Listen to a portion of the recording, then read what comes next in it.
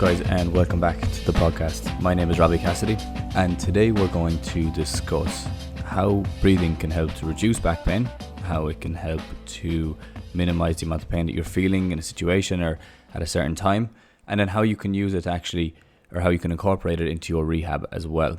Okay, so first off, before I jump into this podcast, I want to talk a small bit about the type of work I'm doing at the moment, as it may be of interest to some of you. If you are dealing with a long-term injury, so if you're dealing with, let's say, you have back pain for a long time, or you have hip pain for a long time, and it's gone on for a couple of months to a couple of years, and you just don't know what to do, and it's affecting your confidence, and you want to try get back to playing sport or get back to activity, or maybe you are back, but you're not playing at the same level that you have been before, well then send me a message and we can organize a discovery call. That way I'll be able to talk you through it. I'll give you a better understanding of what may be going on and what may be contributing to it. If you want to, after that, we can jump on, or we can organize a program and make a bit more of a plan. If not, there's no problem. At least you have an idea then of what you can do going forward to build on that yourself. So if anyone is interested, get on my Instagram, send me a message, or you can send me an email at mobilitytutor@gmail.com and we can get that organized. But to jump straight into the podcast today, I want to talk a small bit about breathing and why it's really, really important, why it's a really important aspect of rehab, why it's an important aspect of recovery, and why you need to focus on it a bit more or become more aware of it during your day, okay? So your breathing rate is directly related to your level of alertness, okay? So if you are breathing short and fast, your alertness will come up. If you're breathing slow and steady, with long inhales, long exhales, then your heart rate will drop and you will start to go into more of a relaxed state. Very similar to like what a meditation is, where it brings you into a relaxed state, nice and calm, and you're able to free the mind or really able to clear your mind. So why would you incorporate it into rehab? Well, as I said, it has a direct effect on alertness, and if it does, that means it's going to have an effect on your pain levels as well. And it also, on top of that, it will give you a better understanding of how your body perceives an area. Okay, so you'll notice that people who have back pain, or that's gone on a long time, or knee pain, or hip pain, or shoulder pain, if they start to go into a position that they feel uncomfortable in, their breathing rate will usually increase. So it'll go from a nice, normal, you go into a position, maybe it's like bend down, pick something up off the ground, or maybe you're going into deadlifting position, and then all you'll have is so it comes out a lot faster, you breathe a lot sharper, and through that then you're sending those signals to your body to as a warning sign, I guess is the easiest way to describe it. Now, if you can control your breathing rate, and if you become aware of it and you can take note of what it's like in different situations, whether you are going through a mobility routine or you're going through a rehab program, you can directly affect how the body perceives an area. So you can change it from a top-down level, from a neurological level, let's say. So in general, if you're breathing short and sharp, well, then your body's going to try avoid that movement. It's going to keep sensitivity higher on that area. And then you will find that area will flare up more. It'll be the first area that kicks up if you are under stress, or if you're having problems and stuff. If you are having relationship issues, if you are having work problems, if your physical load increases as well, that area will kick up first, or it can kick up first. So that's to do with a higher sensitivity around the area. So by just using breathing, and breathing when you're rehabbing, going through different exercises, you can help then to re-regulate how the body perceives that area, re-regulate how the nervous system is, or how sensitive the nervous system is to that area.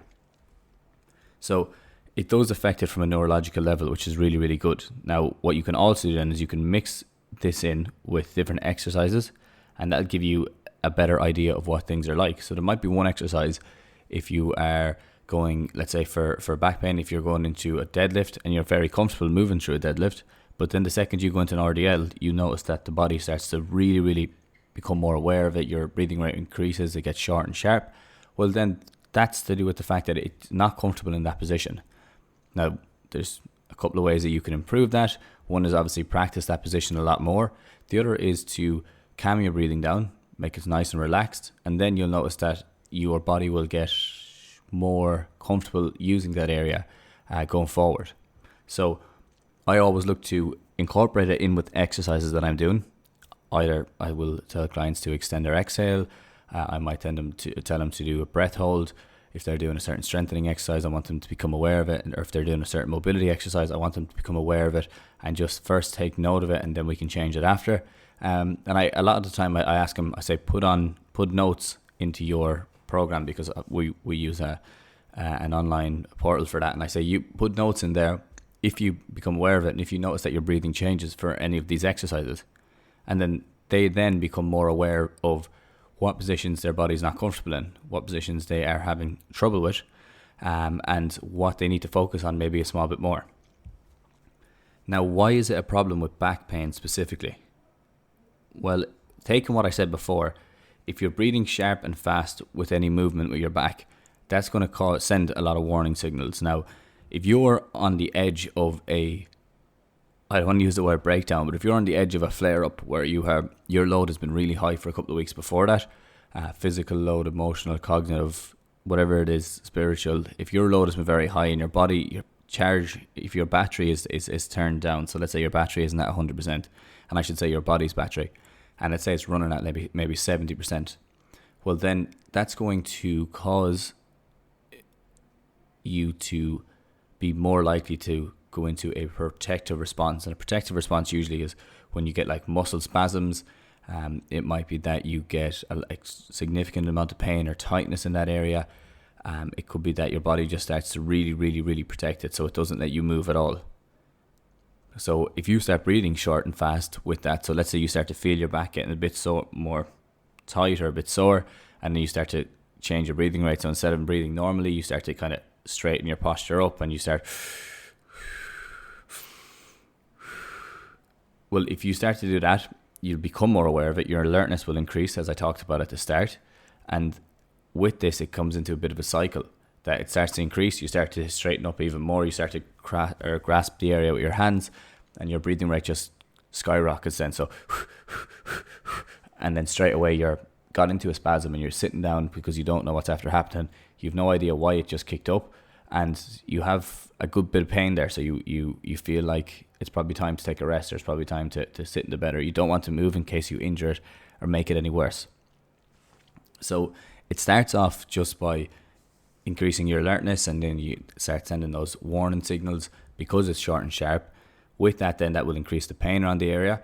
And long term, if you always have this reaction to any movement that you do with your back, or any position that you go into it when you're using your back, which is basically every single position, or your spine, I should say, if you do have that response, that will increase sensitivity over a long period of time. And that's why these injuries a lot of the time can happen, is that they will kick up at the start, and then because maybe your rehab is inadequate at the start, or you just don't follow the plan all the way through, or it could be a lot of other things as well. You might have re-injured it. There could be loads of things playing in it. But if it's going on for a long time, that sensitivity will keep getting higher. And if your response is always to have a sharp breathing, that's always going to send extra signals, warning signals specifically around that area, to that area, that will cause your body to go into this protective response earlier, and will cause that sensitivity to get very, very high, that any movement at all, or even any increase in load or any increase in activity, will also work to I guess cause a flare up, or you could just get a lot of pain. So that breathing rate, or that breathing pattern, is going to cause a good bit of muscle tightness as well, and that's what we need to avoid. So if we can watch that, if we can become aware of that and notice that when we go into that position, that we start to change our breathing rate, well then we can really make change in the long run. But if you're not aware of that, then it's very hard to make that change. Okay, so I guess to kind of move on from that and look at how you can incorporate it into your rehab program specifically then, well, as I was saying at the start, it depends what your program or your plan is like. And for me, I always look towards doing exercises that align with what we're trying to get back to. So I have an issue at times with just using resistance bands exercises, because they don't really look like what you're going to be getting back to in general. So I do avoid them a good bit. Now, if they're necessary and it's all you can use, that's no problem. I'll say work away. But I would definitely look at being as, and it's nearly a taboo word now, as functional as possible. But really what you need to look at there is that your rehab plan mimics the type of exercise and type of activity that you're going to be doing. If it doesn't mimic them, it's going to be very difficult for you to get back to that activity and your body to respond well to the activity, because of the fact that it'll be new stimulus. And it's usually, in general, it's new stimulus that or too much of a new stimulus, I should say, that will cause a flare-up, okay, or will cause your body to go into that protective response. So I think it's always important to look at that your rehab is mimicking the type of exercise that you're doing. Now, when you're looking at how to incorporate it specifically, I would say you have to become more aware of it first. So if you're running and then you're noticing that every time you take a step, and you're doing that, well, then that's going to become a response to any type of a walk or any type of run or jump or landing. And if it's like that all the time, it's going to be hard to make progress because that sensitivity will stay higher on the area. So first, look to control your breathing, look to relax your breathing as much as possible, and then start to work through the activities that you're doing. Now, take it from the pitch or a run back into the gym. Well, if you're going through a lunge and your knee is hurting, you obviously need to slow it down. As I said, if you're doing a deadlift or an RDL, you need to look at your breath straight away on an empty bar, and as you increase weight, how it changes. Now, before the movement is a good time to look at it. See, are you a bit worried? Are you a bit anxious? Are you kind of shortening up your breath? During the movement, as you get to the heavier weights, it's not going to be as easy to control your breathing because you have to work in different ways. I understand that you have to obviously inhale and make sure you're nice and strong when you're going through the position or through the movement. But afterwards is probably the best time to look at it with those, because when you finish up the deadlift or you finish up the RDL, are you straight away reaching around to your back, gripping onto your back and then starting to breathe fast again? Or are you able to control it then, that you can slow it down, extend the exhales and relax the body? Because if you can, then you can make big change very, very fast, because you're calming that protective response, or you're overriding that protective response before it even kicks in. So after is a great time to look at that. And then when you go home after the gym, how is it? Because you know you're going to get muscle soreness because you haven't used these muscles in a while. So are you still able to keep that controlled? Are you still able to relax it as much as possible when you get home? Or do you, every time you sit down or stand up, do you start really inhaling and making those noises? Like that's what you need to watch out for. That's what you need to be careful with. So I think that's a very good way. And as I said, when you do become aware of it, at the start, all you're trying to do is just slow it down. That's all you're trying to do. You're just trying to relax it a bit more. If you can extend your exhale, an extended exhale is a relaxation response for the body. That's why a sigh, when you go, that's a nice relaxing, breath. Or if you can look at a physiological sigh, when you double inhale and then take an exhale, that's the quickest way to get out of a stressful response to something, is take a double inhale and extended exhale. So I guess if you're at the stage that things are really starting to kick up, look at doing that double inhale and extended exhale to relax you down and calm you down again. Very, very effective. But we are looking to avoid short, sharp breaths as much as possible when you're going through your exercises and when you're going through your movements, because it will delay your rehab in a small, or in some way. And if you can control that, and if you can become aware of it, as I've been saying all along, then you can make massive gains very fast. And then if you do hit your limits, if things do start to flare up, you know how to control it. You can just come back to that style of breathing, nice relaxed breathing. When I say an extended exhale, I usually tell people between a 5 and 10 second exhale is always good, and actually count it, because an extended exhale for people might be a nice short one, inhale, and then and that's their extended one, because I've seen that a lot. Or it's not really an extended one. You should be looking at